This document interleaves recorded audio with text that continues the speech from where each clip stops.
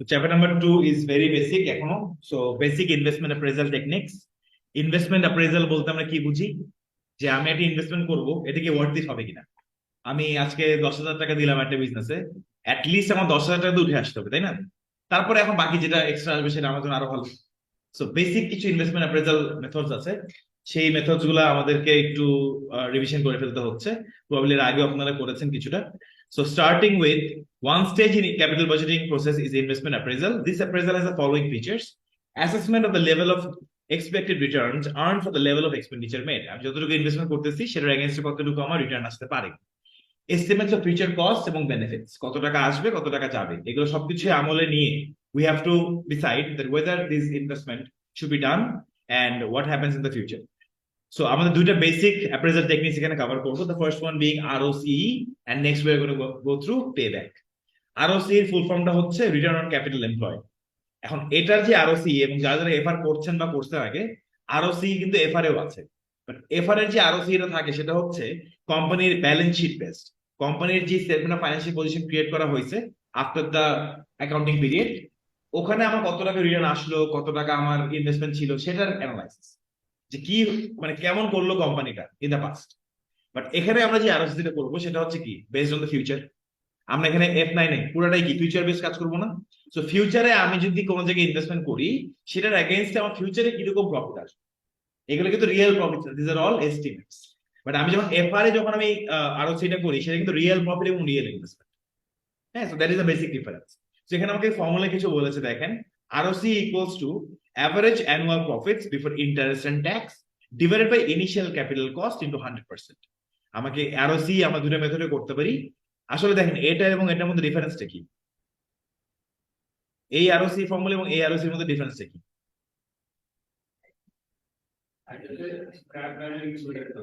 হ্যাঁ, scrap value include করা। আচ্ছা, স্ক্র্যাপ ভ্যালু ইনক্লুড করা তো আছেই।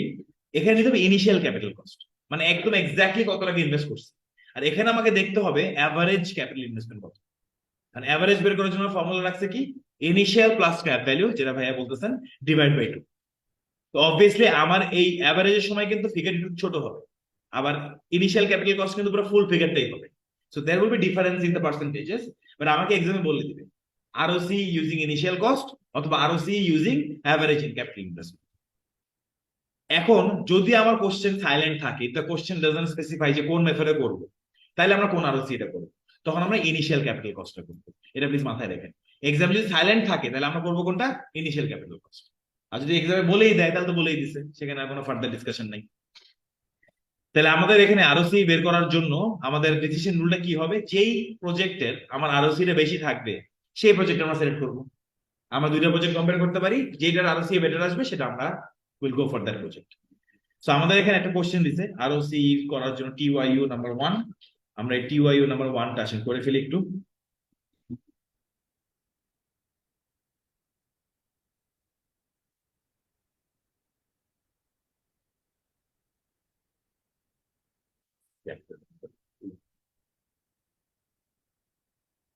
পুরো স্ক্রিন দেখা যাচ্ছে? হ্যাঁ,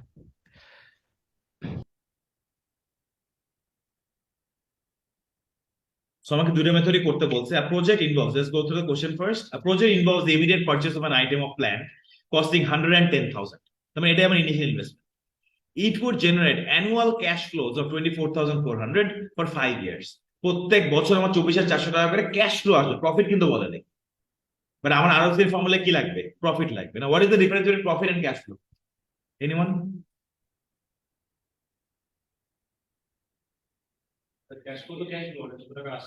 হ্যাঁ, প্রফিট কি, প্রফিট কি ক্যাশ ফ্লো? না। তাহলে প্রফিট এবং ক্যাশ ফ্লো ডিফারেন্সিয়েট কেমনে করবো? আমার ফর্মুলা তো আমাকে চাচ্ছে কি প্রফিট, এখানে দিচ্ছে ক্যাশ ফ্লো। আমরা যখন স্টেটমেন্ট অফ ক্যাশ ফ্লো করি ইন F7 বা ইন ফাইন্যান্সিয়াল রিপোর্টিং, তখন কি প্রফিট দিয়ে শুরু করি, ডেপ্রিসিয়েশনটাকে আমরা অ্যাড ব্যাক করে দিই, তাহলে আমরা ক্যাশ ফ্লো পাই। তাহলে ক্যাশ ফ্লো থেকে প্রফিটে যাবো কেমনে, মাইনাস করে দেবো ডেপ্রিসিয়েশন। সো এটা কিন্তু একটা ট্রিক জিনিস, এটা কিন্তু আমার বইতে বলা নাই, দেখেন কিন্তু অঙ্কে দিয়ে দিচ্ছে যে আমাকে যদি ক্যাশ ফ্লো দেওয়া থাকে, এখান থেকে ডেপ্রিসিয়েশন বাদ দেওয়ার পরে I will get my profit. আবার কিছু কিছু জায়গায় যখন ক্যাশ ফ্লো দরকার পড়বে, প্রফিট দিয়ে দিবে, প্রফিটের সাথে ডেপ্রিসিয়েশন অ্যাড করে দিব, তাহলে ক্যাশ ফ্লো। সো এগুলো একদম উপস্থিত বুদ্ধি, র্যান্ডমলি করে ফেলতে হবে। তো এখন আমরা এই কোশ্চেনটা করার জন্য আমাদের যেহেতু ক্যাশ ফ্লোজ দেওয়া আছে, প্রফিট লাগবে, আমরা বের করে নিচ্ছি একটু পরে। এছাড়া আমাকে বলছে the plan purchase would have a scrap value of 10,000 in 5 years when the project terminates. So আমাকে দুটো মেথডই করতে বলছে, initial capital cost. So initial capital cost,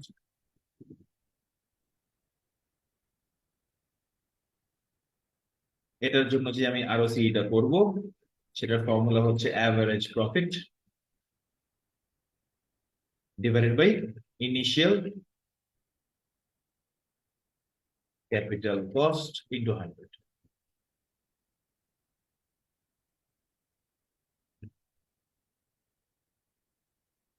into 100 তো থাকবেই, সো এটা আর এখানে না লিখলাম। আচ্ছা,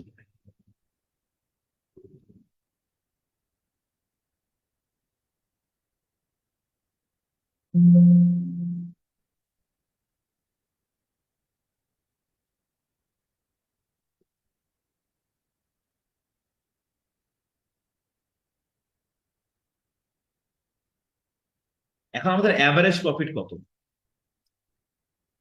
অ্যাভারেজ ক্যাশ ফ্লোস কত করে প্রত্যেক বছর? 24,400।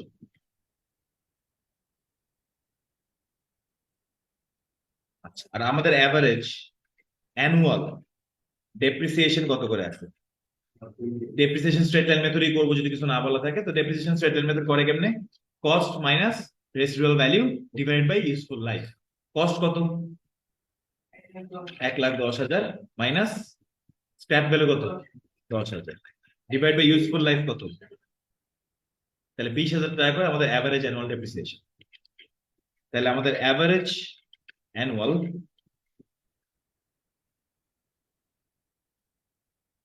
প্রফিট ইকুয়ালস টু 24,400 মাইনাস 20,000 করলে 4,400। দেখেন গাইজ, এটা কি সবাই ক্লিয়ার কিনা? ইফাস ক্লিয়ার? আসল ভাই? হুম। আচ্ছা, তাহলে 4,400 আমরা দিব কি উপরে, আর নিচে আমাদেরকে লাগবে কি? নিচে লাগবে 4,400, আর নিচে লাগবে initial capital cost which was 110,000। তাইলে once we solve this, ROC equals to এটা ডিভাইড বাই এটা ইন্টু 100, মানে পার্সেন্টেজে নিয়ে নিলে 4%। দেখেন, কার কোনো সমস্যা থাকে please feel free to ask.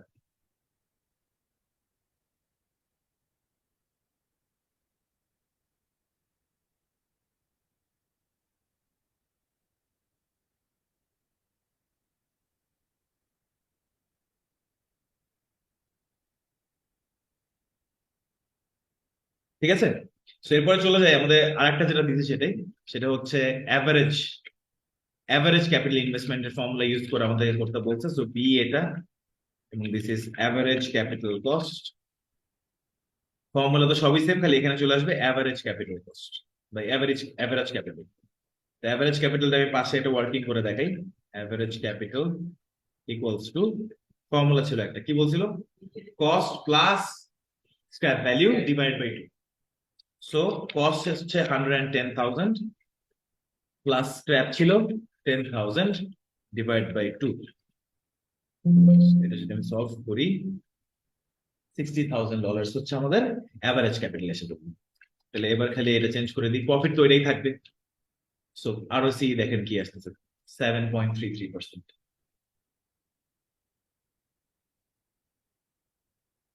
So যে বিজনেস আবার অ্যাভারেজ ক্যাপিটাল কস্ট করে, তার তার সব প্রজেক্টই কি অ্যাভারেজ ক্যাপিটাল করতে হবে। একটা করলাম ইনিশিয়াল, একটা করলাম অ্যাভারেজ, তাহলে কিন্তু আমি প্রপার ডিসিশন নিতে পারবো। আবার যে কোম্পানি ইনিশিয়াল করে সে খালি ইনিশিয়ালি করবে। There is no right or wrong. হ্যাঁ, ওকে। এরপর একটা টিওয়াইউ আছে, এটা আপনাদের করেন, গিভ ইট এ ট্রাই।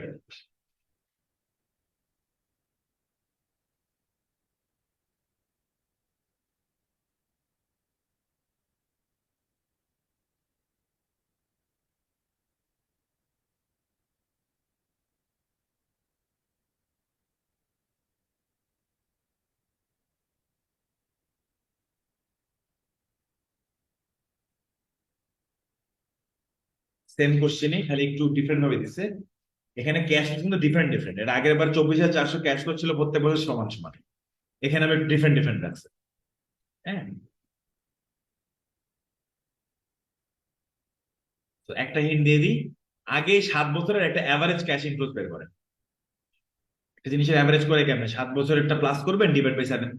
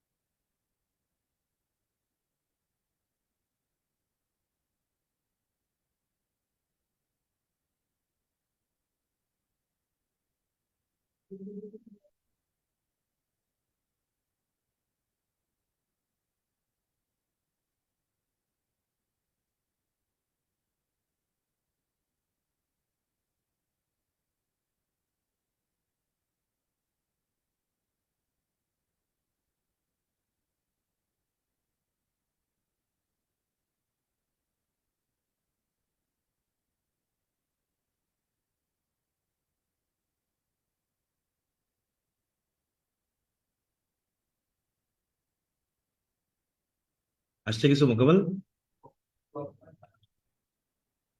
মানে প্রথম আরো সি যেটা আসছে সেটা হচ্ছে বলতেছো 12.5%। পরেরটা 40,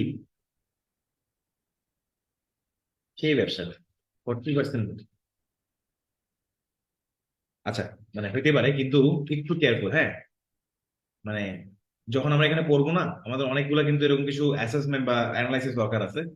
আরো সি 40% is just way to good, হইতে পারে, বাট চেক করার জন্য একবার।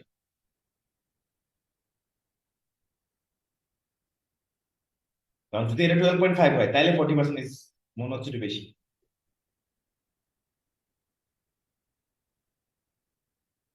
টোটাল ক্যাশ ফ্লো কত হয়েছে, না টোটালটা কত ছিল? ফার্স্ট ইয়ারটা আসছে 18.75। বলতেছেন 18.75%, পরেরটা 33 33। 33.33। হুম। আচ্ছা, আগে টোটালটা করে ফেলি। টোটাল কত আছে আমাদের? 100 plus 200 plus 400 plus 400 plus 300 plus 200 plus 150, এই তো। and that gives us 1750 divided by 7, তাহলে 250 হচ্ছে কি আমাদের অ্যাভারেজ অ্যানুয়াল ক্যাশ ফ্লোস। আচ্ছা, ডেপ্রিসিয়েশন আমাদের কত আছে, কস্ট কত 800 মাইনাস 100 ডিভাইডেড বাই 7, তাহলে 100। তাহলে অ্যানুয়াল প্রফিট কত করে, 250 মাইনাস 100, 150। হ্যাঁ ইফাজ, ঠিক আছে 150। তাহলে 150 যদি হয়ে থাকে, তাহলে ইনিশিয়াল ক্যাপিটাল কস্ট যেটা, যদি আমি এখানে ইনিশিয়াল ইউজ করি আর এটার মধ্যে আমি অ্যাভারেজটা ইউজ করি, কত আসে? প্রফিট হচ্ছে আমাদের উপরে কত যাবে, 150 ডিভাইডেড বাই ইনিশিয়াল ইনভেস্টমেন্ট কত, 800। ইয়েস 18.75।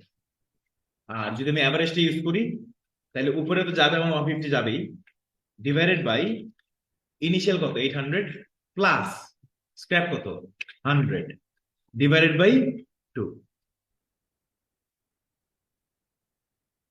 এখানে মাইনাস করে ফেলছিল নাকি? 33%, ওই যে 33.333।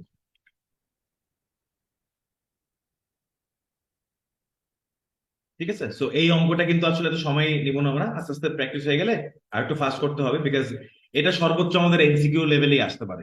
হ্যাঁ, মানে এই ওয়ার্কিংটা যদি আমি বলি 2 মার্কের জন্য, আমি আসলে এর থেকে বেশি টাইম নষ্ট করার সুযোগ নেই। ঠিক আছে, সো অনলি ওয়াট 2 মার্কস। হ্যাঁ হ্যাঁ হ্যাঁ, ডেফিনেটলি ক্যালকুলেটর ইউজ করতে পারবেন, কিন্তু এটা আপনার এখানে ওয়ার্কিং শো করতে হবে। আপনি ক্যালকুলেটর কেমনে ইউজ করবেন এখানে করার পরে একবার ক্রস চেক করে নিলেন, এটি বুঝছেন। বাট ফর্মুলাস কিন্তু আমাকে এই সেলে দেখাইতে হবে। হ্যাঁ, কিছু ফর্মুলা আমাকে দেখাইতে হবে। এখানে কিন্তু খুব বেসিক ফর্মুলা যে ইউজ করছেন, এটাকে সিলেক্ট করছে G36, মানে জাস্ট ইকুয়াল টু দিয়ে সেল করে দিছে, এই যে এটা দিয়ে ডিভাইড বাই, নিচে যাবে কত আমার 800, তাহলে নিচে 800 দিয়ে দিছি, enter.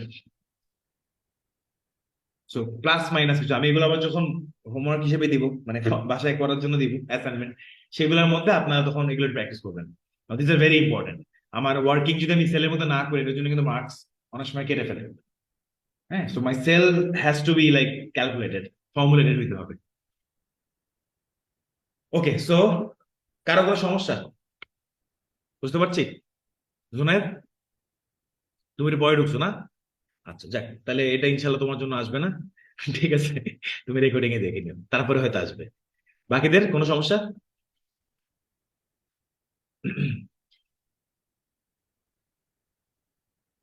Moving on, advantage and disadvantage of ROC. Guys আমি এখানে একবার রিপিট করে দিচ্ছি, অনেক সময় মিসও হইতে পারে। আমার এক্সামে কিছু থিওরিক্যাল আসবে কোশ্চেন বলছিলাম, 50% ক্যালকুলেশন, 50% হচ্ছে থিওরি। থিওরি কোত্থেকে আসে, হাউএভার ইন এফএম, এখানে কোনো বাইরে থেকে কোনো থিওরি আসবে না। থিওরি গুলো মেইনলি হবে হচ্ছে অ্যাডভান্টেজ ডিসঅ্যাডভান্টেজ, এগুলাকে গুছায় হয়তো কোম্পানির জন্য বলতে হবে। হ্যাঁ, যে explain what are the advantages and the drawbacks of the ROC method to the director of ABC company. তো এবিসি কোম্পানির যে ডিরেক্টর, তাকে আমার বুঝাইতে হবে what are the advantages and disadvantages. কথা বুঝতে পারছিস? তো এগুলাই আমাকে আসলে একটু কনসালটেন্সি মার্কা ভাবে লিখতে হবে। যেমন অ্যাডভান্টেজেস গুলো কি, সিম্পলিসিটি এবং links with other accounting measures. যারা ফাইন্যান্স বা অ্যাকাউন্টিং এর স্টুডেন্ট, তারা কিন্তু আরওসি ওয়ার্ডটা জীবনে প্রথমবার শুনতেছেন, এটা মেনে নেওয়া যাবে না। আরওসি এর আগেও শুনছেন, এবং আরওসি এই জিনিসটা কি নন অ্যাকাউন্টিং ব্যাকগ্রাউন্ডের মানুষরা খুব ভালো মতন বুঝতে পারে যে এত টাকা প্রফিট এগেন্স্ট কত টাকা investment. So it's easier for to explain to them. But non accounting ব্যাকগ্রাউন্ডের মানুষজন আসলে এনপিভি, আইআরআর, এগুলো তারা বুঝতে যাবে না, ওদেরকে বোঝানো খুব difficult. So one of the advantages of ROCE is it is simple এবং it's easy to explain to them because it's similar to other accounting measures that people usually have done before. But problems দেখছেন কতগুলো আছে। প্রবলেমের প্রথমটাই দেখেন, no account is taken of project life. যেমন আমরা দুইটা কোশ্চেন তো করলাম, একটা প্রজেক্ট ছিল কি 7 বছরের, আগেরটা ছিল কত 5 ইয়ার্স। আপনাদের এই পার্সেন্টেজ দেখে কি বলা যাবে যে কত কত ইয়ারের প্রজেক্ট এটা? সো কত ইয়ারের প্রজেক্ট সেটা কিন্তু দেখতে পাচ্ছি না, which is definitely a problem. A few people may have some sort of urgency, যে না, আমি তো 4 বছরের বেশি কোনো প্রজেক্ট করতেই রাজি নাই, তাই না? সো এই প্রবলেমটা কিন্তু ওদের এখানে সলভ হবে না, যেটা কিনা আবার পেব্যাক পিরিয়ডের সমাধানটা আছে, এনপিভির মধ্যে আবার সমাধানটা আছে। আরওসি আসলে বলতে গেলে সমস্যাই বেশি, but simple, that's the only advantage that I see. No account is taken of the timing of cash flows. কবে ক্যাশ ফ্লোস আসতেছে সেটা কিন্তু দেখতেছি না। আমরা কি দেখালাম, ইয়ার 1 100 টাকা, বাট এই ইয়ার 1 এর 100 টাকাটা কবে আসবে? জানুয়ারি, ফেব্রুয়ারি, মার্চ, নাকি জানুয়ারি, ডিসেম্বর, কবে? Because that might be an important aspect for me as well. So timing of cash flow দেখতে পারি না।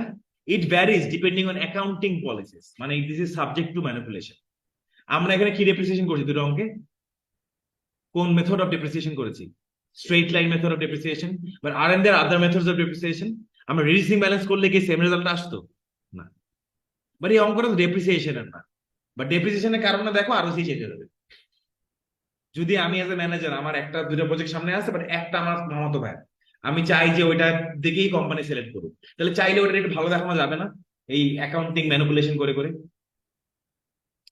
ইট মে ইগনোর ওয়ার্কিং ক্যাপিটাল। এখানে ওয়ার্কিং ক্যাপিটালে কতটুকু ইনভেস্টমেন্ট লাগবে সেটা দেখাচ্ছে না। 8 লক্ষ টাকা লাগবে প্রজেক্টে, বাস এটা হইলেই হবে, আর টাকা লাগবে না। ইনভেন্টরি কিনা টাকা লাগবে না, রিসিভেবলস কে দিতে হবে না আমার কিছু, বাকি ক্যাশ লাগবে না ড্রয়ারে কিছু, এগুলো কিন্তু এখানে কোনো মেনশন নেই।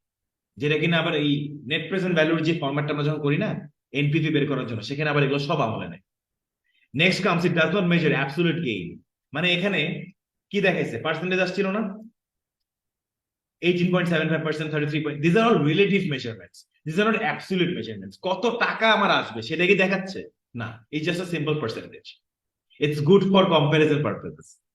যেমন ধর 10 টাকা আউট অফ 100 টাকা কত পার্সেন্ট? 10%। 1 লক্ষ টাকা আউট অফ 10 লক্ষ টাকা কত পার্সেন্ট? 10% কি? তো সিমিলার জিনিসই তো, কিন্তু দেখেন পার্সেন্টেজ কিন্তু আসলে ইজ নট আ হেলদি মানে টুল ফর কম্পারিজন। এখানে যদি আমাকে রিলেটিভ মেজার দিত, মানে ফাইন্যান্সিয়াল ফিগার দিত, that would have been better. এত টাকা আসবে 1 লাখ টাকা ইনভেস্ট করে, সো এটা একটা ডিসঅ্যাডভান্টেজ। এরপরে আছে আমাদের there is no definitive investment signal, ভাই করবো নাকি করবো না সেটা কিন্তু বলতেছে না। এনপিভির আবার খুব সুন্দর জিনিস আছে, এবং আমি এনপিভি বারবার রেফার করতেছি কারণ এটা মাথায় রাখবো এখন থেকেই, এক্সামে আসেও।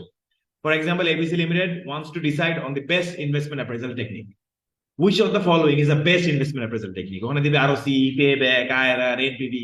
The answer is NPV. The best investment appraisal method বা tool for finance profession is net present value। কেন? যখন করবো দেখবো। কিন্তু ওখানে যে এই সমস্যাগুলো আছে না, এই প্রত্যেকটা সমস্যার সমাধান হচ্ছে নেট প্রেজেন্ট ভ্যালু দিচ্ছে। ওইটার কোনো সমস্যা আছে, বাট অ্যাটলিস্ট এগুলোর সমাধান দিচ্ছে।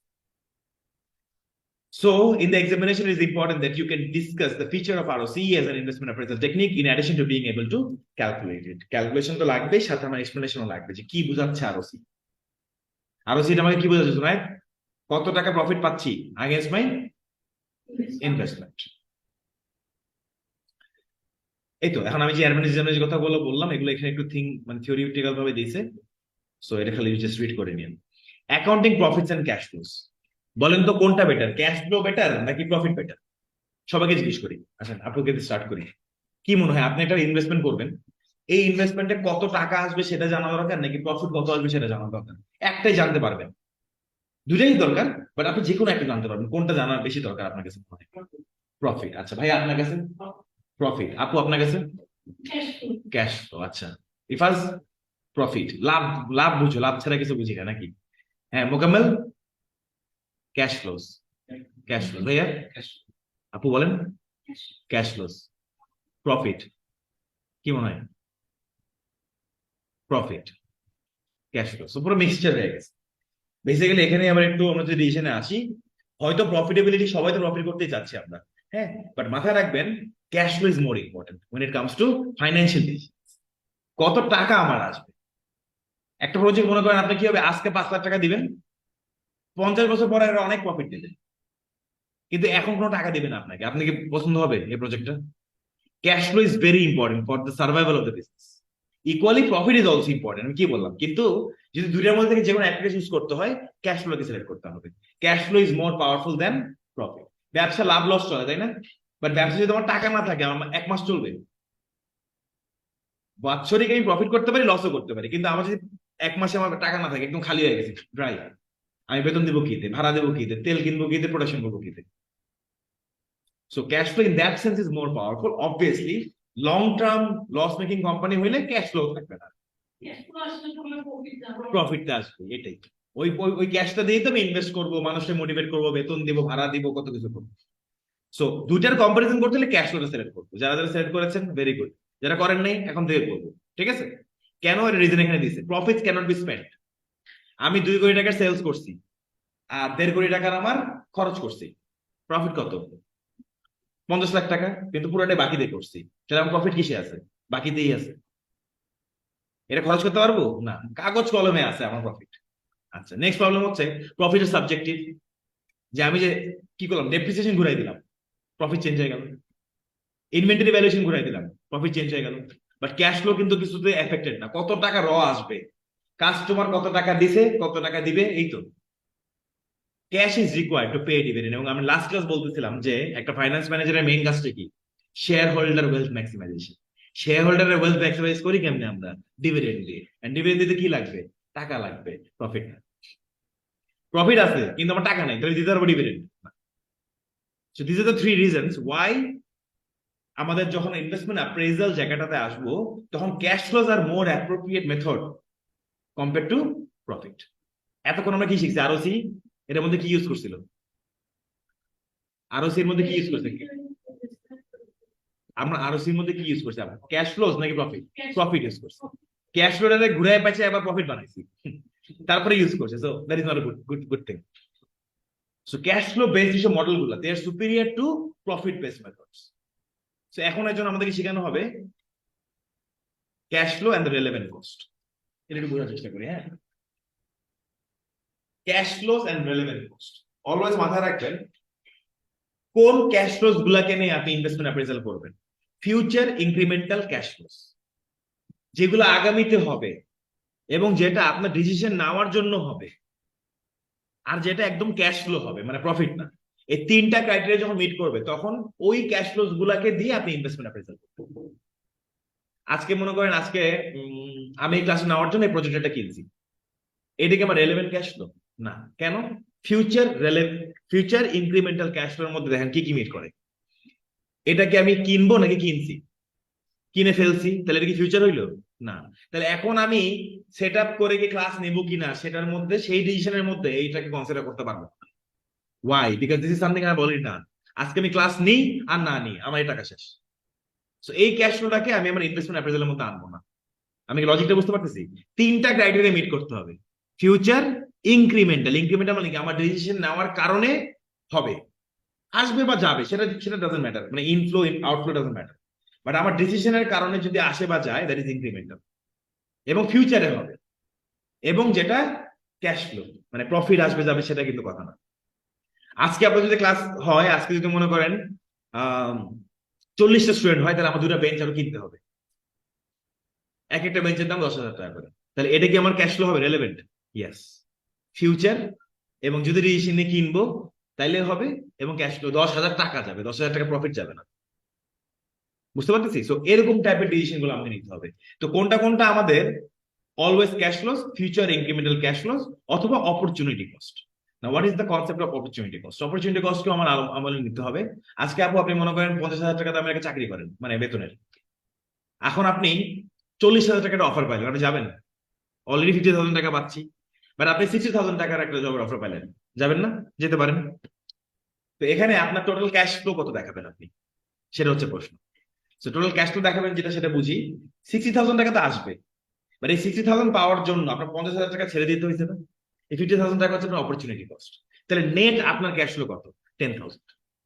আপনি যদি পজিটিভ 10,000 আছে এই জন্য যাচ্ছেন, নেগেটিভ 5,000 থাকলে কি যাইতেন? যাইতেন না। সো আমাদের এই অপরচুনিটি কস্ট গুলাও কিন্তু রেলেভেন্ট ক্যাশ ফ্লো, কারণ আপনার ডিসিশন নেওয়ার কারণে আপনি কিন্তু আর 50,000 টাকা পাচ্ছেন না। একটু ঘোলাটে জায়গাটা, হ্যাঁ, আমি কয়েকটা এক্সারসাইজ দেখলে হয়তো একটু বুঝতে পারবো। বাট আমার মনে রাখবো ফিউচার ইনক্রিমেন্টাল ক্যাশ ফ্লোস এবং অপরচুনিটি কস্ট গুলাই শুধুমাত্র কি ক্যাশ ফ্লোস। আমরা যেই ইনভেস্টমেন্ট অ্যাপ্রেজাল করব সেখানকার যে ক্যাশ ফ্লো গুলাকে আমরা কাউন্ট করব, they have to be either this four. কোনটা কোনটা কখনই ক্যাশ ফ্লো ধরবো না, সেটা হচ্ছে সাঙ্ক কস্ট। যেমন প্রজেক্টটা কিনে ফেলাইছি, এটা সাঙ্ক কস্ট, এটা হয়ে গেছে, this is the cost in the past, এটা ধরবো না। কমিটেড কস্ট মানে এই কস্ট আমার দিতেই হবে, যেরকম এই রুমের ভাড়া আমার দিতেই হবে, আপনারা পড়েন আর না পড়েন, কমিটেড কস্ট। এই ক্যাশ ফ্লোটাকেও কিন্তু আমি আমার প্রজেক্টের মধ্যে আনবো। নেক্সট আছে নন ক্যাশ আইটেমস, ভালো লাগা খারাপ লাগা, হ্যাঁ, এইসব জিনিসপত্র কিন্তু ক্যাশ ফ্লোস না। কাস্টমার রিলেশনশিপ, কাস্টমার স্যাটিসফ্যাকশন, এগুলা কখনোই ক্যাশ ফ্লোস না। অ্যালোকেটেড কস্ট, যে কস্ট আমাকে ভাগ করে দিছে একটা কিছু অংশ, যেমন মনে করেন একটা বুয়া কাজ করে, এই বুয়া বলছে কি স্যার আপনি আপনি আর ফাইভ স্যার আছেন পাশাপাশি, এই বুয়ার বেতনের অর্ধেক বেতন আপনার, অর্ধেক বেতন ওনার। এটাও কিন্তু এই প্রজেক্টের ক্যাশ ফ্লো হিসেবে ধরবো না। কেন? আমি যদি প্রজেক্ট নাও করি, বুয়ার বেতনটা দিতে হবে না আমাকে, it's a allocated cost. So এই চার ধরনের কস্টটাকে আমি কি করবো? Ignore for my investment appraisal. আমরা শুধুমাত্র ধরবো কি উপরের চারটা। তো এই নলেজই থাকুক না কেন, আমরা একটু এখানে একটা এক্সারসাইজ আছে, আমরা সেই দিকে চলে যাচ্ছি। টিওআইও number 3, a manufacturing company is considering the production of a new type of widget. Each widget will take 2 hours to make. আচ্ছা, এটুক লাইনের মধ্যে আমরা কি পাইলাম? এটা কি বানায় ফেলছে নাকি বানাবে? বানাবে। তাহলে এখন ক্যাশ ফ্লোর কথা আমার চিন্তা করতে হবে, রেলেভেন্ট ক্যাশ ফ্লোস কোনটা কোনটা হবে। এক একটা উইজেট বানাইতে জুনাইদ কি লাগবে? 2 আওয়ার্স। ফিক্সড ওভারহেডস আর apportion on the basis of $1 per labour hour. Fixed overheads কি জিনিস? এটা হচ্ছে কোম্পানির যে ফিক্সড খরচটা, সেটা একটা অ্যালোকেশন, এটা একটা অ্যালোকেটেড কস্ট, এটা রেলেভেন্ট হবে না। আমি এই উইজেট বানাই আর না বানাই আমার কি যাবে? $1 করে কিন্তু খরচ হবে, সো এটা আমি কাউন্ট করবো না। the new widgets are produced, the company will have to employ, আমি আবার রিপিট করতেছি, if the new widgets are produced, the company will have to employ an additional supervisor at a salary of 15,000 per annum. Now tell me, is this a relevant cost or not? Yes, very good. কেন? কারণ আজকে যদি উইজেটটা বানাই, তাইলে only then future incremental cash flow হবে of 15,000 টাকা। যদি উইজেট না বানাই তাহলে হবে এটা? লাগবে।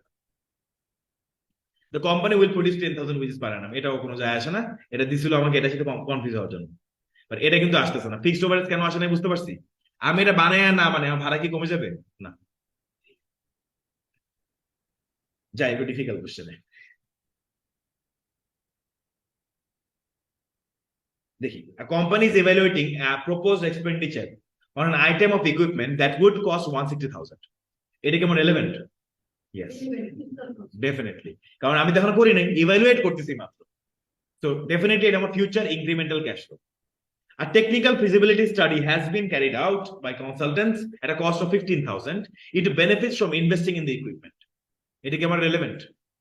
না, এটা রেলেভেন্ট না। কেন রেলেভেন্ট না? এটা সানবস, এটা হয়ে গেছে।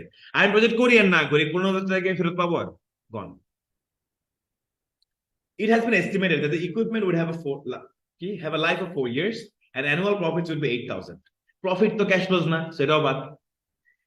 After deducting annual depreciation of 40,000 and an annual charge of 25,000 for a share of existing fixed cost of the company. আচ্ছা, প্রফিট আসছে 8,000 টাকা, আমরা একটু ক্যাশ ফ্লোটা বের করার চেষ্টা করি। এর মধ্যে আমি ধরছি কি 1,60,000 ধরবো, এটা ধরবো না, সেটা কাট। প্রফিট কত বলছে? 8,000। তার মানে ক্যাশ ফ্লো থেকে কি এই দুটো খরচ বাদ দিছে, তারপরে না প্রফিট পাইছে। সো আমরা ক্যাশ ফ্লোটা বের করবো কেমন? অ্যাড ব্যাক করে দিব। ডেপ্রিসিয়েশন কত আছে? 40,000।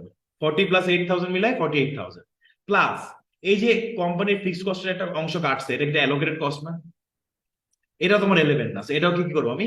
অ্যাড ব্যাক করে দেবো। তাহলে অ্যাড ব্যাক করেন দেখি কত আসে। 25 প্লাস 40 প্লাস 8 করলে, এই তিনটাকে প্লাস করলে কত আসে?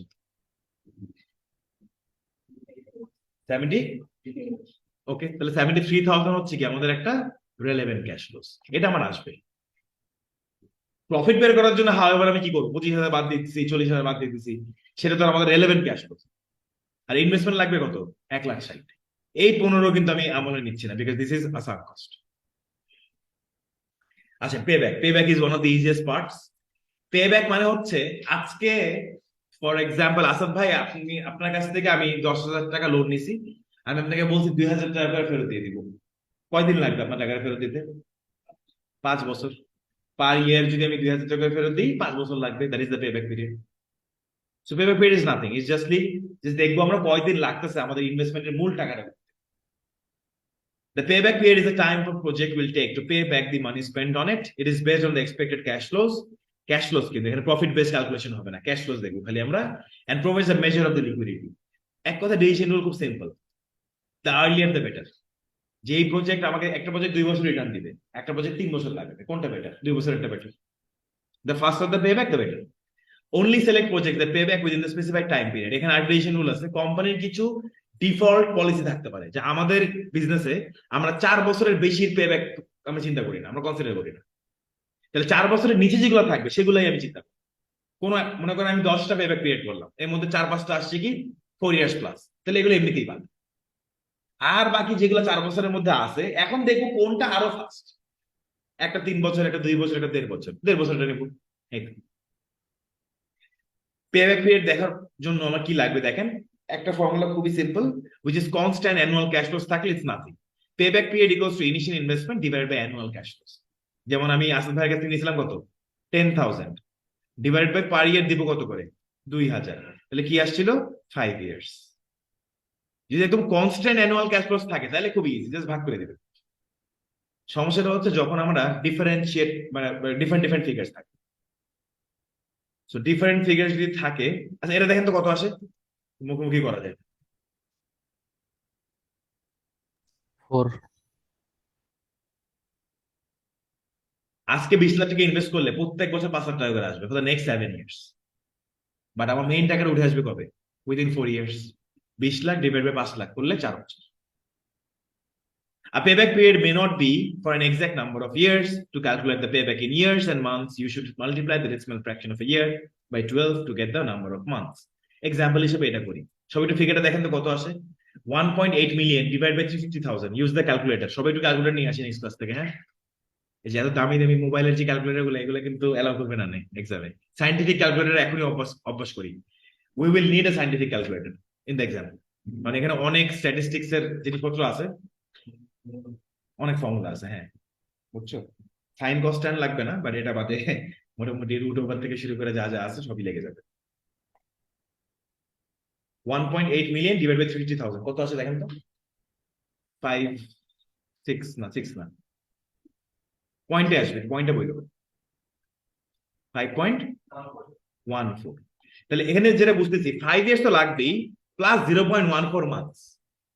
তাহলে যেটা করবো 5টাকে আলাদা রাখবো, বাকি আছে কত, 0.14। তাইলে এখানে এই বাকি 0.14টাকে মাল্টিপ্লাই করবেন উইথ 12। দেখেন তো কত আসে। 5 ইয়ার্স অ্যান্ড কি আসে, 1.668। মানে 0.14 ইন্টু 12 করলে 1. আচ্ছা, তাহলে 1.7 মান্থস, বা ধরেন 2 months. So 5 years and 2 months আমি ধরে নিতে পারবো। ডেসিমেলে আসলে কি হবে, ডেসিমেলের পরের পোর্শনটা আমি জাস্ট 12 তে মাল্টিপ্লাই করে দিব। তাইলে আমি কি করবো, 12 এর মধ্যে একটা পার্সেন্টেজ বের করে দিল ওরা। 1.4 মানে কি 14%। সো 12 এর 14% হচ্ছে, ধরে নিলাম 2 মান্থস। 5 বছর 2 মাসের মধ্যে আমার টাকাটা চলে আসবে। আনইভেন ক্যাশ না থাকলে কি হবে সেটা আমি একটু দেখাই দিচ্ছি।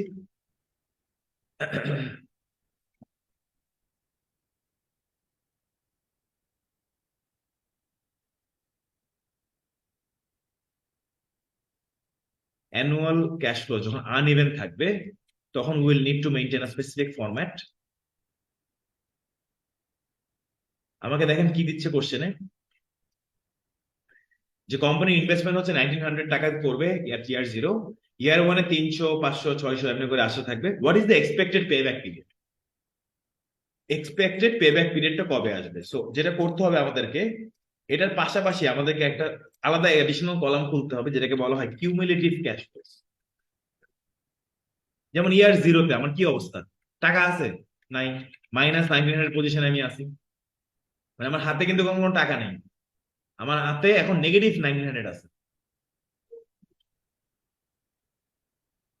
তারপরে পরের বছর কি হবে, আমি 300 টাকা ফেরত পাবো না।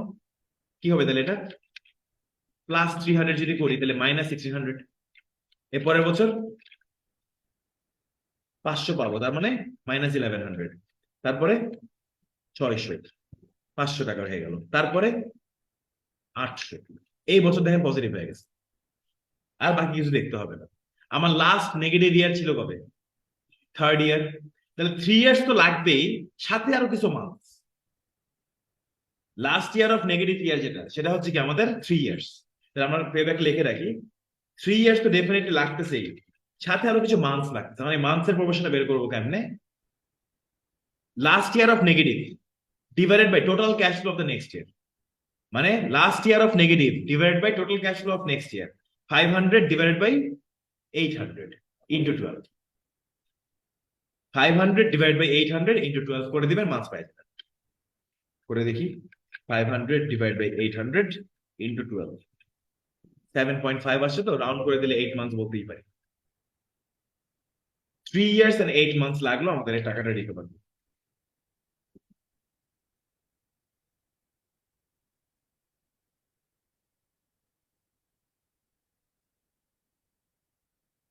আমি এটা আরেকবার দেখা দিচ্ছি 8 মান্থসের পার্টটা দেখেন।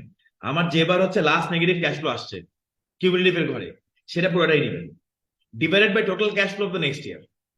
টোটাল ক্যাশ ফ্লো ছিল কত, 800। তাহলে 500 টাকা আমার নেগেটিভ আছে, আমার টোটাল আসবে 800। তাহলে এটার মধ্যে পার্সেন্টেজটা কত, এবার ইনটু 12।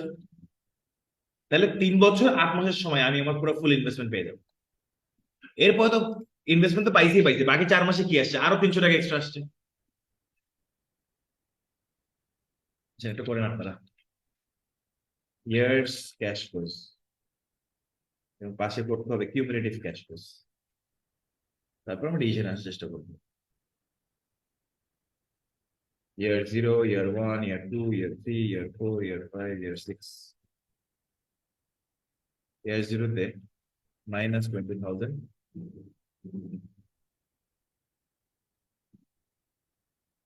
টাকা আসবে 3000, 5000, 2000।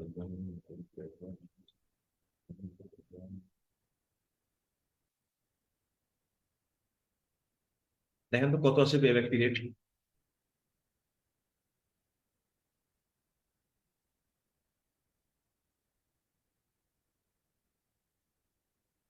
পেব্যাক পিরিয়ড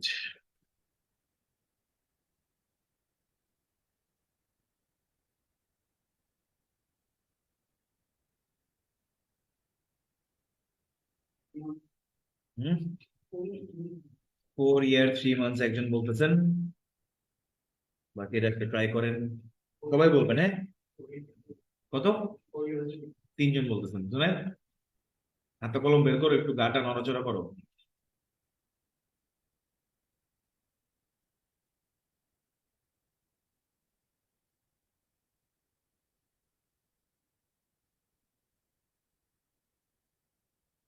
4 year নাকি 5 year? কি 3 year 4 months? 4 year 3 months। ভাইয়া দেখেন কত আসছে একটু। 4 year আসছে। আর মান্থস গুলা করেন, ট্রাই করেন।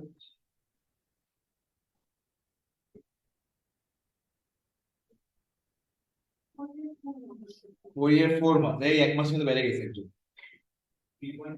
1 মাসে কিন্তু অনেক কিছু হয়ে যেতে পারে। হ্যাঁ, টিচার আপুরা কি বলেন?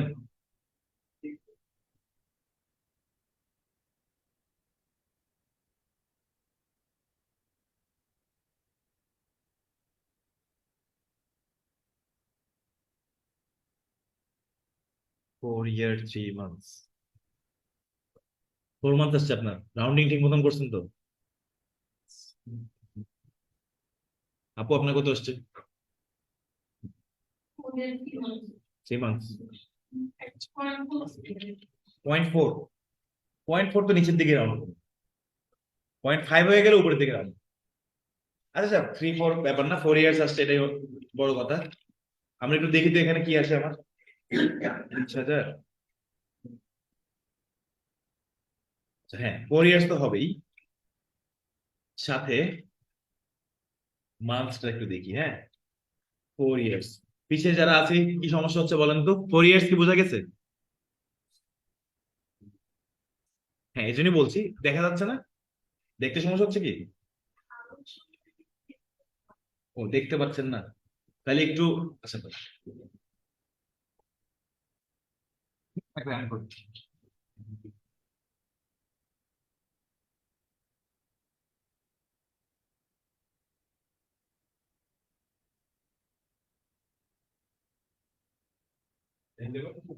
ঠিক আছে, কত আছে মা? আমরা সবাই যখন পারবো তখন আমি বলবো। সবাই আমাকে অ্যান্সারটা বলে দিলে আমি আরেকটা অঙ্ক দিচ্ছি। এটা আমি করে ফেলি। 4 year 3 months তো, বা 4 months। 2000 মান্থস, এটা বুঝো। লাস্ট নেগেটিভ কত আছে আমাদের? 2000 divided by total cash flow আসবে কত এর পরে?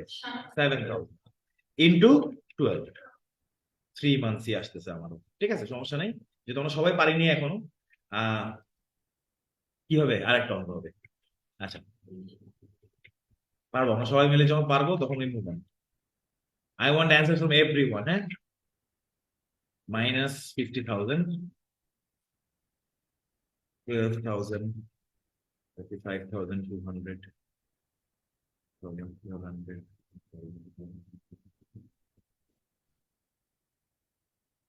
ওকে, বলেন এবার কত আসবে? কি বুঝো নাই? মানসেটটা বুঝো নাই? আবার বুঝাই দিচ্ছি। আমার কিউমুলেটিভ ক্যাশ ফ্লো যখন নীল, লাল থেকে সাদা হয়ে গেছে, সেই বছরটাই, সেটা তো ইয়ার্স হবেই। 4 years তো লাগতেছে, 4 years কিন্তু আমার মাত্র -2000 আছে এখন। বাট 5 years কি পুরোপুরি লাগছে? লাগে নাই। তাহলে pay back is between 4 and 5 years। তাহলে 4 years তো বসাই দিলাম, এখন হাউ মেনি মান্থস? মান্থসটা বুঝবো কেমনে? Last negative cumulative cash flow কত? 2000 ডিভাইডেড বাই কত? Total cash flow of the next year, 7000। 2000 recover করতে হবে কত টাকার মধ্যে? 7000-এর মধ্যে। এটা পার্সেন্টেজ আসবে ইন্টু 12। 2/7 ইন্টু 12 করলে তুমি দেখবা 3.4 সামথিং আসে, রাউন্ডিং করলে 3 মান্থস। এখন এটা করেন সবাই।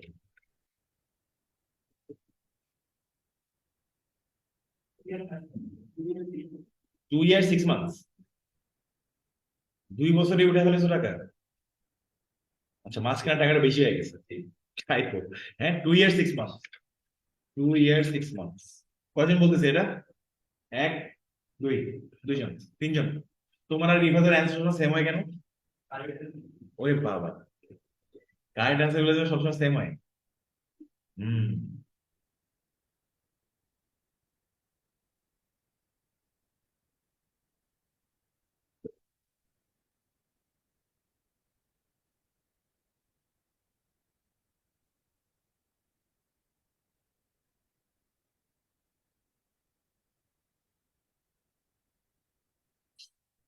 2 years 6 months, চারজন বলতেছেন।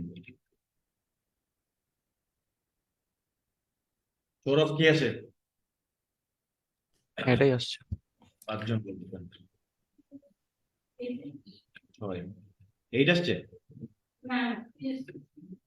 দেখ, বাসায় দিয়েছেন সবাইকে। সাতজন।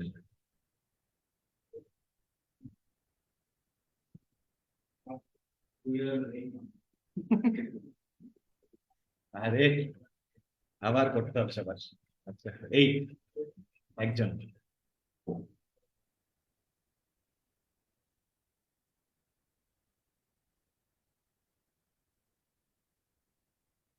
তিন চারজন বাকি আছে, একটু বলেন।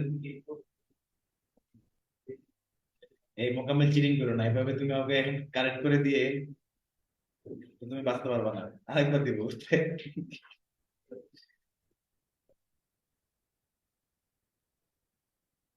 কি সমস্যা, কোন থেকে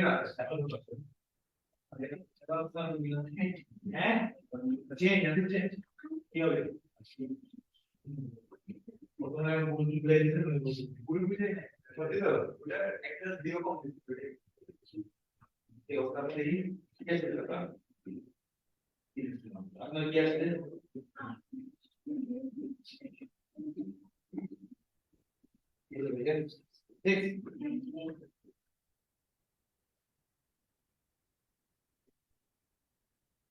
2 years 6 months। আচ্ছা, দেখি দেখি দেখি একবার দেখি। ইয়েস, 2 years তো হবেই, সাথে কিছু। তাহলে 2 years তো হচ্ছে, সাথে মান্থ হিসেবে কেমনে করবো? 2800 ডিভাইডেড বাই কত? 5400 into 12, 6। Good good good, very good. ঠিক আছে, তো আমাদের নেগেটিভ ক্যাশ ফ্লো যেটা ছিল, divide by total cash flow the next year. এক দুবার প্র্যাকটিস বাস, তারপরে দেখবেন মাথায় set. Advantages of the and disadvantages of the payback period কি কি দেখেন, আবারও মার্ক করে দিচ্ছি ফর থিওরিটিক্যাল রাইটিং। অ্যাডভান্টেজের মধ্যে আসতেছে, it is simple. Obviously ROC এর মতন এটা অনেক simple. Useful in certain situations, rapidly changing technology. যেসব কোম্পানি মানে টেকনোলজিক্যালি বেশি মুভ মানে এফেক্টেড, তাদের জন্য পেব্যাক পিরিয়ড খুব ইম্পর্টেন্ট। আজকে যেমন think about the mobile phone industry, আজকে একটা মোবাইল বের হবে, এটা নেক্সট ইয়ার কিন্তু আউটডেটেড হয়ে যায়। নেক্সট ইয়ার কি মানে প্রত্যেক 6-7 মাস পর পর নতুন নতুন টেকনোলজি আসছে। তো এদের কিন্তু দরকার কি, যত ফাস্ট পেব্যাক পিরিয়ড হয় এমন কোন একটা ইনভেস্টমেন্ট করা। এমন একটা ফোন বের করলাম যেটা ইনভেস্টমেন্ট পেব্যাক পিরিয়ড আমার দেখাচ্ছে 5 বছর। 5 বছর পরে কি আমার এই প্রজেক্ট চলবে, আমার ফোন চলবে? সো যেগুলো আমাদের টেকনোলজিক্যালি অ্যাফেক্টেড প্রোডাক্টস, সেগুলোর জন্য payback is important. Improving investment conditions যখন আমাদের থাকবে, যে আস্তে আস্তে মার্কেটে ইনভেস্টমেন্ট বাড়তেছে, এমন টাইপের প্রজেক্টগুলোর জন্য পেব্যাক পিরিয়ড ইজ গুড। এই মোকাবেল আসতে, it favours quick return, helps company growth. Company গ্রোথের জন্য কিন্তু এটা ভালো একটা জিনিস, কারণ আমাদের মেইন উদ্দেশ্য কি, কত তাড়াতাড়ি টাকা উঠাতে পারে। Minimises risk. Why does it minimise risk? আজকে আমার মূল ইনভেস্টমেন্ট আগে উঠে যায়, তারপরে বাকি যা আসবে দেখা যাবে, তাই না? So, আমার মূল ইনভেস্টমেন্ট যত তাড়াতাড়ি উঠতেছে, ততই আমার রিস্কটা রিকভার হয়ে যাচ্ছে। আমার মেইন টাকাটা কবে উঠবে, এটা যদি বেশি লেন্দি লাগে, আমার একটা ভয় থাকে না, একটা আতঙ্ক থাকে না, যে আমার মূল ইনভেস্টমেন্টটা কতদিন লাগতেছে। ম্যাক্সিমাইজেস লিকুইডিটি, এখানে ক্যাশ ফ্লো ইউজ করতেছে, not accounting profit, which is definitely very big advantage. But problems এখানেও আছে। It ignores returns after the pay back period. এটা মানে কি বুঝলো দেখেন, আমার সামনে দুটা প্রজেক্ট চিন্তা করেন, হ্যাঁ। ধরেন cash flow of project A আর cash flow of project B. দুইটা প্রজেক্টেরই 0 1 2 3 4 5, 5 বছরে বুঝি। দুইটাতেই আমার 10,000 টাকা করে লাগবে।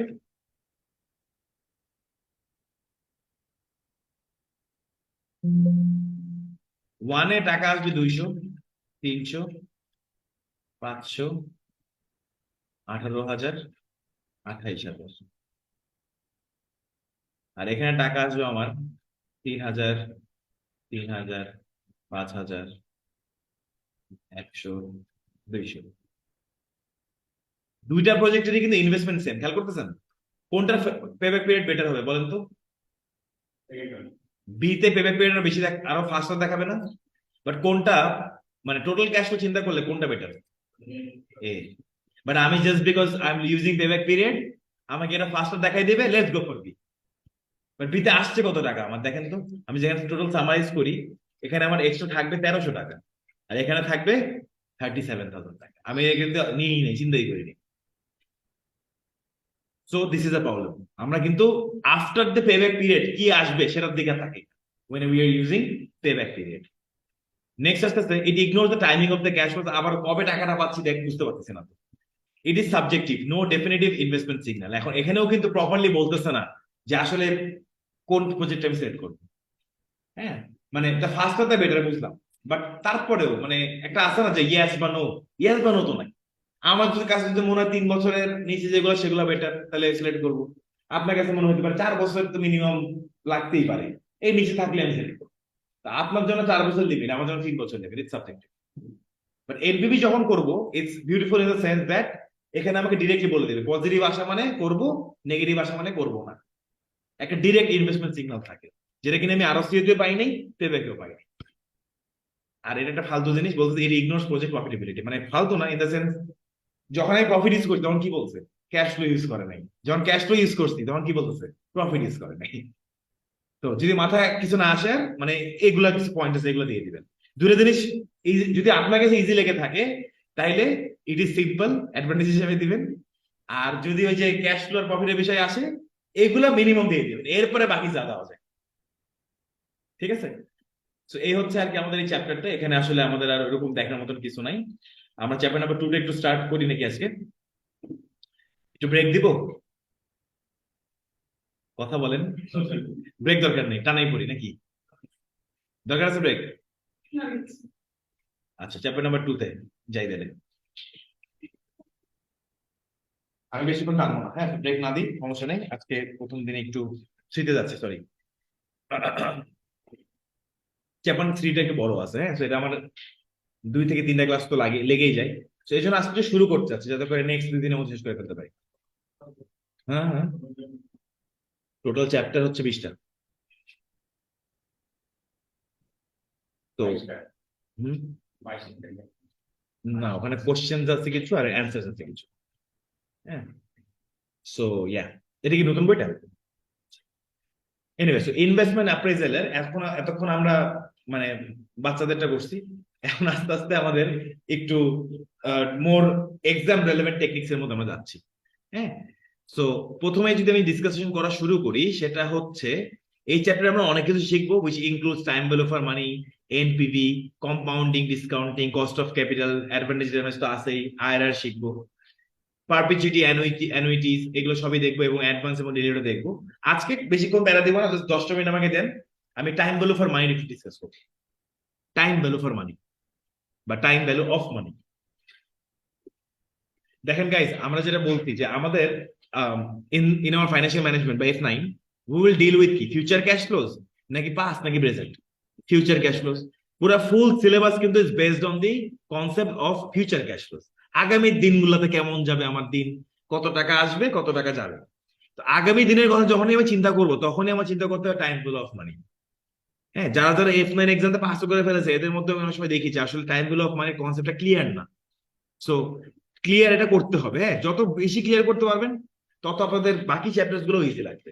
খালি এই চ্যাপ্টারের জন্য না, কিন্তু মানে through out the syllabus time value of মানির কনসেপ্ট আপনাদের ক্লিয়ার থাকতেই হবে। এরা নিশ্চয়ই এর আগেও পড়া হয়েছে, বাট আমি আরেকবার একটু ট্রাই করছি।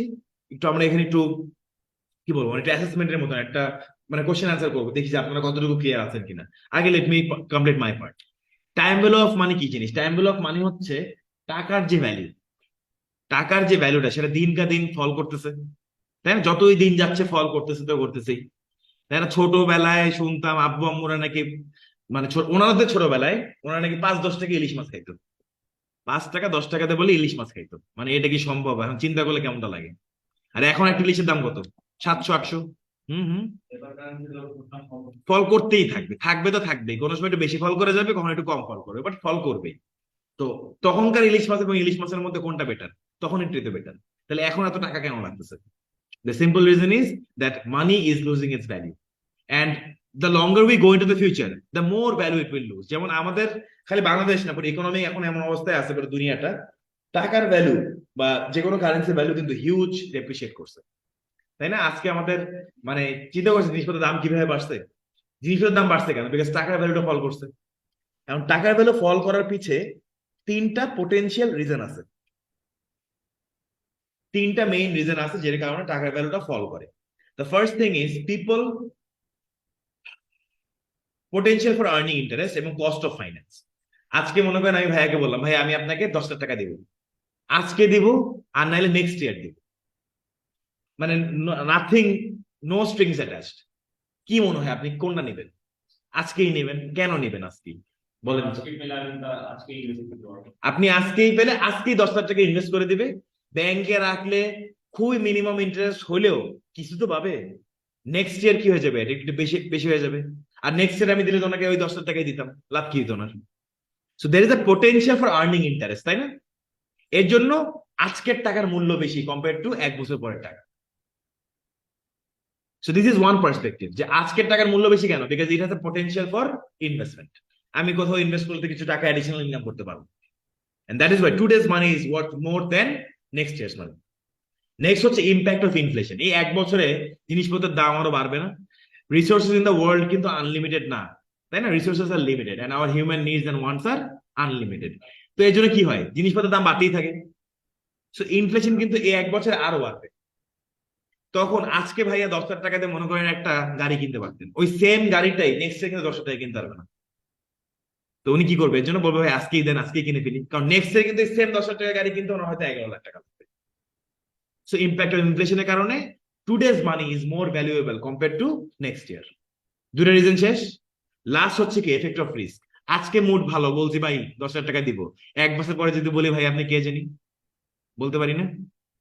So that is the risk ম্যানেজমেন্টের ব্যাপার সেখানে চলে আসে। আজকেই পাচ্ছি মানে কি, আজকে ওনাকে আমি মানে রিস্ক, যেটা একটা ভয় যে দিবে কি না আদৌ, সেখান থেকে মুক্ত করে দিচ্ছি। সো এটারও তো একটা ভ্যালু আছে। আপনার চিন্তা ভাবনা, মানুষের চিন্তা মুক্ত হয়ে যাওয়া কিন্তু একটা বড় একটা ভ্যালু আছে। তার মানে কি আজকের যে ভ্যালুটা, দ্যাট ইজ অবভিয়াসলি আজকের টাকার ভ্যালুটা একটু বেশি কম্পেয়ার টু নেক্সট ইয়ার।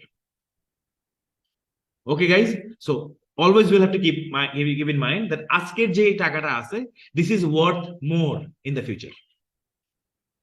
ওকে, এখন এখানে আসে আমাদের দুইটা জিনিস, সেটাকে বলা হয় ডিসকাউন্টিং এবং কম্পাউন্ডিং। কম্পাউন্ডিং এবং ডিসকাউন্টিং এর মধ্যে কি আজকের টাকা 2 বছর পরে বা 1 বছর পরে কি হবে, সেটাকে বলা হয় compounding. We are going into the future. If you go into the future then that's compounding. আর ফিউচারের একটা টাকা, মনে করুন ওনাকে বলতেছি যে আপনাকে 5 লাখ টাকা দিব 10 বছর পরে। আচ্ছা 10 বছর পরে 5 লাখ টাকা পেপার মানেই পাবে, বাট সেটা আজকের মূল্য কি মনে হয় আপনাদের, বেশি নাকি কম?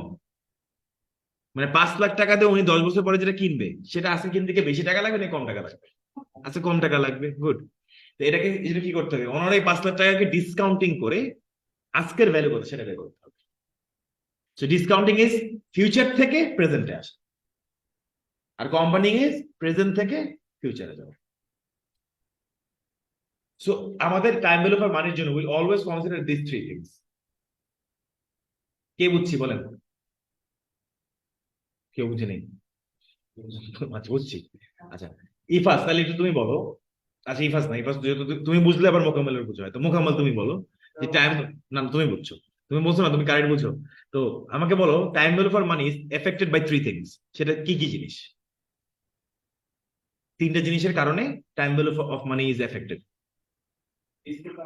রিস্কের কারণে। কি কি ধরনের রিস্ক? বাটপারি, আচ্ছা হ্যাঁ, নাইস এক্সপ্লেনেশন। আর আর কি আছে? রিস্ক, তারপর ইনফ্লেশন, আর ওকে। জুনায়েদ ক্লিয়ার? আপু ক্লিয়ার? সবাই আমরা বুঝছি মোটামুটি? এই তিনটা ফ্যাক্টরস আমাদেরকে কাজে লাগাইতে হবে। আচ্ছা এখন ধরে নেন যদি আমার রিস্কটা বেড়ে যায়, তাইলে কি আমার টাইম ভ্যালু অফ মানি বেড়ে যাবে নাকি কমে যাবে? আমি কি কথাটা বুঝতে পারছি? যদি আমার রিস্কটা বেড়ে যায়, রিস্কটা কেমন? আচ্ছা, মানে নর্মালি ইন্টারেস্ট রেটস অফ, আপনারা যেহেতু ব্যাংকিং এ আছেন, সরকারি ব্যাংকের ইন্টারেস্ট বেশি নাকি কম? মানে প্রাইভেট ব্যাংকের কম? কম। কেন কম? রিস্কটা কম। কমার্শিয়াল ব্যাংকের রিস্ক আছে না? আজকে মনে করেন অনেক ভালো ব্যাংক একটা, টাকা রেখে দিয়েছেন আপনি, কালকে সকালে শুনতে পারেন না যে ব্যাংক নাই। সরকারি ব্যাংক এটা কি হবে না? শুনতে পারবেন না কখনো। There is a risk.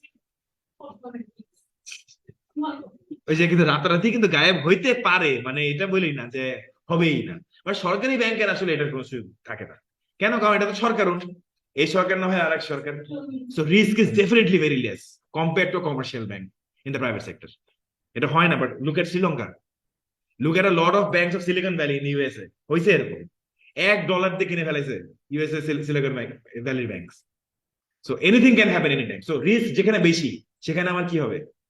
প্রফিটটাও বেশি হবে, রিস্কটাও যদি বেশি। তো এর জন্য ওরা কি করতে হয়? এই জন্য সরকারি ব্যাংক বলে আমি দিব 3%, কিন্তু ওরা কি বলে আমি দিব 9%, তাও মানুষ যায় না। কেন? কারণ রিস্কের তো একটা ভয় থাকে। The more the risk, the more the return. Similarly যদি কোনো সময় ইনফ্লেশন বেড়ে যায়, তাহলে টাইম ভ্যালু ফর মানি আরো বেশি বেশি লুজ করবে, তাই না? যেরকম আমাদের এই বছরটা যদি দেখা যায় যে হঠাৎ করে কিন্তু অনেক, হঠাৎ করে দেখছেন না এই বছর কিন্তু জিনিসপত্রের দাম একটু বেশি বেড়ে গেছে। Why? Because it's inflation. And finally যদি আসি, পোটেনশিয়াল ফর আর্নিং ইন্টারেস্ট, এখন ব্যাংকের ইন্টারেস্ট কি বেশি নাকি কম কম্পেয়ার টু 2 বছর আগে? এখন কম। আচ্ছা, এখন কি বাড়ানো উচিত না? মানে বাড়াচ্ছেই তো ধাপে ধাপে। আচ্ছা, এখন বাড়াচ্ছে কেন? বিকজ মানুষ বেশি খরচ করতেছে। বেশি খরচ করতেছে মানে কি? তাহলে এখন ইনফ্লেশন হচ্ছে। তো টাইম গুলো মানে বেশি লুজ করতেছে। মানুষের আটকাইতে হবে। কেমনে আটকাবো? ইন্টারেস্ট বাড়াই দিই। কেমনে বাড়াবো? বাড়াই দিলে কি হবে? মানুষ লোন নিয়ে খরচ করবে না, দ্যাট ইজ ডান। অথবা মানুষ যারা বেশি বেশি খরচ করতেছে, ওরা চিন্তা করবে থাক ব্যাংকে রাখি, কিছু ইন্টারেস্ট আসবে। So these are the three reasons how the economy is managed. It's beautiful. The system is dangerous and also it's very nice. মানে কেমনে যে কাজটাকে এফেক্ট করতেছে, কিছু হলে তো সরকারকে দায়ী দিচ্ছি। হুম হুম। হ্যাঁ, এটাকে ফিসকাল মনিটারি পলিসির মাধ্যমে, মনিটারি পলিসির মধ্যে পড়ে এগুলো মেইনলি। ফিসকাল দিয়ে হচ্ছে ট্যাক্সেশনের পার্টটা চলে যাচ্ছে। টাকা বেশি ছাপালেও সমস্যা হবে। কেন? কারণ রিসোর্সেস তো লিমিটেড।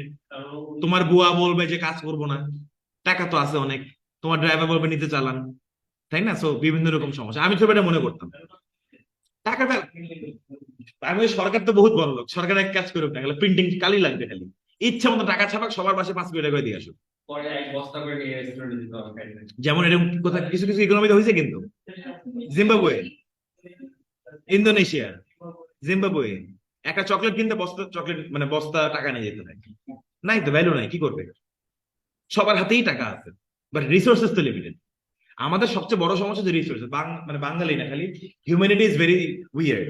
আমরা একটা লিমিট, একটা একটা জিনিস শেষ যদি হয়ে যায়, we ask for something else, এরপরে we ask for something else. Human dimension পারতেছে না, রিসোর্সেস নেই। আর মানুষের টাকা থাকে, মানুষ পাগল হয়ে যায়। ওই যে মার্সে বলছিলাম না, মার্সে হচ্ছে মানুষজন জমি বেচা শুরু করে দিচ্ছে অলরেডি মার্সে। তুমি কিনবা? এখন অনেক টাকা থেকে তুমি চিন্তা করতে হয়তো যে না থাক, ইন কেস যদি লাগে, মার্সে একটা রিভার সাইড ভিউ যদি পাইতাম আমি। কিছু কিছু পাগল আছে বুঝছো, এটা একটা, আমাদের গ্যালাক্সির নাম হচ্ছে মিল্কি মিল্কি ওয়ে। এর বাইরেও কিন্তু আরো গ্যালাক্সি আছে, সাইন্টিস্টরা বলছে। ওই গ্যালাক্সিতে আবার আর্থের মতন আরো প্ল্যানেট আছে, অনেকে বলছে, দেখে তো নাই কেউই, আমি শিওর। ওইখানেও এখন জমি বেচা কেনা শুরু হয়ে গেছে, যে ইন কেস এই আর্টটা যদি ফেল করে। তো this is all result of the economic hump, এবং মানুষের হাতে যে টাকাটা যদি থাকে, people go crazy.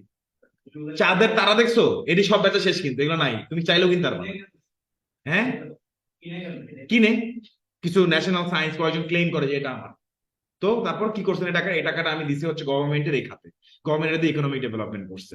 So government যদি ইকোনমিক ডেভেলপমেন্ট করছে, গভর্নমেন্ট আমাকে স্বীকৃতি সার্টিফিকেশন করে দিচ্ছে যে দিস ইজ ইয়োর্স। তুমি কবে আর নিতে যাবো এই চাঁদের দেশ? হ্যাঁ হ্যাঁ, সেটাই। তুমি চাঁদটা তোমাকে সার্টিফিকেশন করে, তোমার এখন বাংলাদেশের মধ্যে যে কজন আছে, সরকারের কাছে সার্টিফিকেট নিয়ে আসতে পারি যে দিস ইজ, এই এই চাঁদটা যে দেখতেছো এটা আমার। তোমার কিনতে হলে আমার কাছে দিয়ে কিনতে হবে। এটা তো বাদল, এনএফপি নাম শুনছো? অনলাইনে তোমার এই যেরকম ছবি টবি হাবি জাবি দিয়ে ছবিতে লক্ষ লক্ষ টাকা বেচতেছে, ওগুলা কি? ওগুলো তো ভার্চুয়াল জিনিস। অ্যাটলিস্ট তারা তো আসে, মানে দেখতে তো পারতেছে তুমি। ঠিক আছে। সো টাকা থাকলে মানে people can actually go crazy, and এখান থেকে কিছু অসাধু মানুষ আসলে অনেক টাকা কামায় ফেলে। ঠিক আছে। সো টাকা, টাইম ভ্যালু অফ মানি, টাকা ছাপা ইজ নট সলিউশন। রিসোর্সেস আমি বের করতে পারবো না। সো আমাদের এটার মধ্যেই, হ্যাঁ প্লিজ, এটার মধ্যে আমাদেরকে ম্যানেজ করে চলতে হবে। হ্যাঁ, and এটার জন্য আমাদেরকে ফাইন্যান্সটা বোঝা থাকলে একটু বুদ্ধিমানের কাজে কিছু কিছু কিছু জায়গায় হয়তো আপনি আপনার যে কোম্পানি চাকরি করবেন তাকে সাজেস্ট করতে পারবেন। ঠিক আছে, এতটুকুই আজকে তাহলে, হ্যাঁ ছেড়ে দিই। তাহলে আমাদের নেক্সট ক্লাস কবে? থার্সডে। আল্লাহ হাফেজ।